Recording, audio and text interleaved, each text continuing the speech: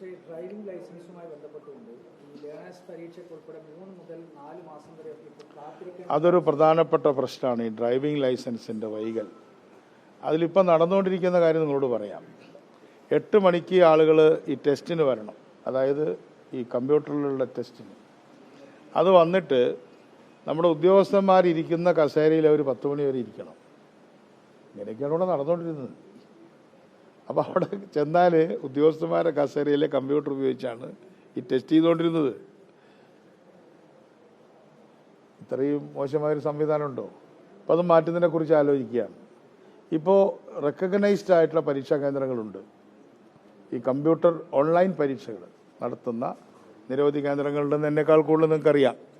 അപ്പോൾ അത്തരം കേന്ദ്രങ്ങളിലേക്ക് കുട്ടികളെ വെച്ചുകൊണ്ട് ഓൺലൈൻ പരീക്ഷ കഴിഞ്ഞിട്ടല്ലേ ഇതിൽ പോകാൻ പറ്റുള്ളൂ. അതാണല്ലോ തടസ്സം. അതാണ് ഒന്നാമത്തെ കാര്യം. അതിൻ്റെ വർക്ക് ചെയ്തുകൊണ്ടിരിക്കുക. രണ്ടാമത്തത് ഈ വാഹൻ സാരഥി സൈറ്റ്, അതിൻ്റെ പോർട്ടൽ തന്നെ ഇന്ത്യക്കൊരു പോർട്ടലേ ഉള്ളൂ. അത് കൃത്യമായിട്ട് വർക്ക് ചെയ്യുന്നില്ല. അത് കേന്ദ്ര ഗവൺമെൻറ്റിൻ്റെ എല്ലാ കാര്യങ്ങളും കേന്ദ്രീകരിക്കുക എന്നുള്ള കേന്ദ്രീകരണ നയത്തിൻ്റെ ഒരു പരാജയമാണ്. ഈ നീറ്റ് പരീക്ഷയും ഒരു കേന്ദ്രീകരണത്തിൻ്റെ പരാജയമായിരുന്നല്ലോ. അപ്പം എല്ലാം കേന്ദ്രീകരിച്ചാൽ ശരിയാവും എന്ന് പറഞ്ഞ് കേന്ദ്രീകൃതമായി തളിക്ക് പരാജയപ്പെടുക. അത് നീറ്റ് പരീക്ഷയുടെ കൂടെ പരാജയപ്പെട്ടതാണ് ഈ വാഹൻ സാരഥി. അത് ഉത്തരാഖണ്ഡ് മുതൽ അല്ലെങ്കിൽ കാശ്മീർ മുതൽ കന്യാകുമാരി വരെ ഇത് ബുദ്ധിമുട്ടിലാണ്. അപ്പോൾ അത് ഒരു പ്രശ്നം. അത് ഞാൻ ബഹുമാന്യായ നമ്മുടെ ഉപരിതല ഗതാഗത വകുപ്പ് മന്ത്രി നിതിൻ ഗഡ്കരിജിയുമായി കണ്ടു. അദ്ദേഹം വളരെ വളരെ പോസിറ്റീവായിട്ടാണ് നമ്മൾ ചെന്ന സമയത്ത് ഒരു യോഗം തന്നെ വിളിച്ചു കൂട്ടി അത് പരിഹരിക്കാൻ ശ്രമിച്ചെങ്കിലും നടന്നിട്ടില്ല. രണ്ടാമത്തത് നമ്മുടെ കമ്പ്യൂട്ടറുകൾ വളരെ പഴഞ്ചനാണ്. അതിൻ്റെ ഒരു പ്രശ്നമുണ്ട്. ഈ മരത്തിൻ്റെ കുഴപ്പമുണ്ട്, പണിക്കാരൻ്റെ കുഴപ്പമുണ്ടെന്ന് പറഞ്ഞ പോലെയാണ്. അതേപോലെ തന്നെ നമ്മുടെ കണക്ഷൻ കേസ് 1 മാത്രമാണ് പല സ്ഥലത്തും. കേസ് 1 വളരെ വീക്കാണ്. അപ്പോൾ നമ്മൾ അതാത് സ്ഥലത്ത് പ്രയോജനമുള്ള കണക്ഷൻ എടുക്കാൻ പറഞ്ഞിരിക്കുകയാണ്. എല്ലാവരോടും എയർടെൽ, എല്ലാവരോടും BSNL അങ്ങനെയല്ല. ആ സ്ഥാപനം, അതായത് നമ്മുടെ ജോയിൻ്റ് RTO ഓഫീസ് നിൽക്കുന്ന ആ സ്ഥലത്ത് ഏറ്റവും ഫലപ്രദമായി കിട്ടുന്ന ലൈൻ കണക്ഷൻ അത് വയർ ചെയ്യാൻ പറഞ്ഞിരിക്കുകയാണ്. അത് വയർ ചെയ്ത് കണക്ഷൻ നന്നാക്കണം, മിഷൻ നന്നാക്കണം, നമ്മുടെ കമ്പ്യൂട്ടർ നന്നാക്കണം, അവർ പോർട്ടൽ നന്നാക്കണം. ഇത് 3 കൂടെ വന്നു കഴിഞ്ഞാൽ ഏതാണ്ട് കുറച്ച് മാസം കൊണ്ട് അത് ഭംഗിയാവും. അല്ല, സൂക്ഷ്മമായിട്ട് അതിൽ ഇടപെടുന്നുണ്ട്. അതെ അതെ അതെ അതെ അതിനു വേണ്ടി ഇപ്പോൾ ഒരു കാര്യം ചെയ്തിട്ടുണ്ട്. അതായത് അവർക്ക് ഉച്ചവരെ വന്നിട്ടുള്ള കാര്യങ്ങൾ പ്രോസസ്സ് ചെയ്യാൻ സമയം വേണം. അല്ല, എപ്പോഴും ആളുകൾ വന്നുകൊണ്ടിരുന്ന അവർക്ക് ബുദ്ധിമുട്ടാണ്.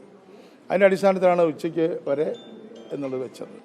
ഇപ്പോൾ അവരുമായിട്ടുള്ള സംസാരത്തിന് ശേഷം 4 to 5 കൂടെ തുറക്കാൻ പറഞ്ഞിട്ടുണ്ട്.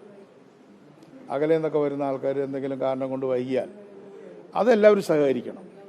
പിന്നെ എപ്പോഴും വന്ന് ഈ ജീവനക്കാരുടെ മേശയ്ക്ക് ചുറ്റും വന്നിങ്ങനെ പെസ്റ്റർ ചെയ്യരുത്. അത് അനുവദിക്കില്ല. 1 മണി വരെ അവരുടെ ജോലി ചെയ്യും. അത് കഴിഞ്ഞ് ഒരു ചെറിയ ബ്രേക്ക് ഉണ്ടല്ലോ, അത് കഴിഞ്ഞ് അവർക്ക് ആ സമയം വേണം. ഇതൊരു ഗൗരവമുള്ള കാര്യമാണ്. അത് കഴിഞ്ഞ് ആർക്കെങ്കിലും വരാൻ ലേറ്റായവരുണ്ടെങ്കിൽ അവർ വെയിറ്റ് ചെയ്യുക. 4 to 5 ആരെങ്കിലും ഉണ്ടെങ്കിൽ അവരെ കാണാം. ഓക്കെ. അതെ അതെ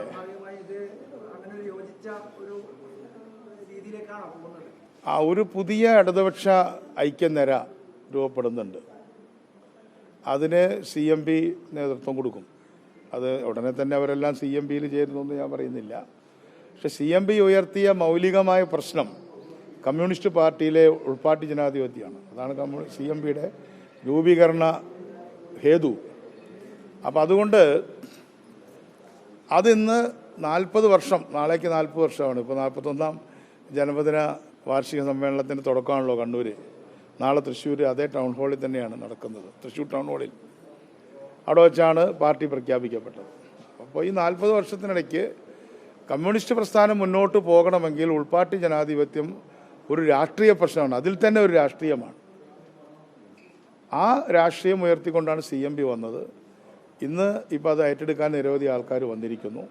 അങ്ങനെ ഏറ്റെടുക്കാൻ പറ്റാതിരുന്ന സ്ഥലങ്ങളിൽ മൊത്തത്തിൽ പാർട്ടി ഇല്ലാതായി. ഇന്നിപ്പോൾ മനസ്സിലാക്കേണ്ടത് ബംഗാളിലും ത്രിപുരയിലും ഭരിക്കുന്നത് BJP ആണ്. അതാരും വലിയ ഉറക്കം പറയാത്തതുകൊണ്ട് ആരും അത് ശ്രദ്ധിക്കുന്നില്ല എന്ന് മാത്രമേ ഉള്ളൂ. ഇതേ വിഷയത്തിൽ ഈ പയ്യന്നൂരിലെ ഫണ്ടുമായി ബന്ധപ്പെട്ട വിഷയത്തിൽ നേരത്തെ CPM നേതാക്കളൊക്കെയും ആ കണക്കുമായി ബന്ധപ്പെട്ടത് പുറത്തു വിടേണ്ട എന്നൊക്കെ ഒരു നിലപാടുണ്ട്. പക്ഷേ കഴിഞ്ഞ ദിവസം തോമസ് ഐസക് പറയുന്നത് കണക്ക് പുറത്തുവിടുന്നതിൽ പ്രശ്നമില്ല എന്ന് അദ്ദേഹം ഒരു നിലപാട് തിരുത്തുന്നുണ്ട്. അപ്പോൾ ഇത് ഈ സാഹചര്യം മാറുന്നതിനനുസരിച്ച് CPM ഒരു തിരുത്തലിലേക്ക് പോകുന്നുണ്ടെന്ന് കരുതുന്നു. എനിക്കറിയില്ല, തോമസ് ഐസക് അങ്ങനെയൊക്കെ പറഞ്ഞോ? നല്ലത്. അതൊരു രാഷ്ട്രീയമാണ്, അല്ലാതെ ഒരു വ്യക്തിപരമായ പ്രശ്നമല്ല. അത് കേന്ദ്രീകൃത ജനാധിപത്യത്തിൻ്റെ ആ മൂശയിൽ വാർത്തിരിക്കുകയാണ്. അതങ്ങനെ പോകാൻ പറ്റുള്ളൂ.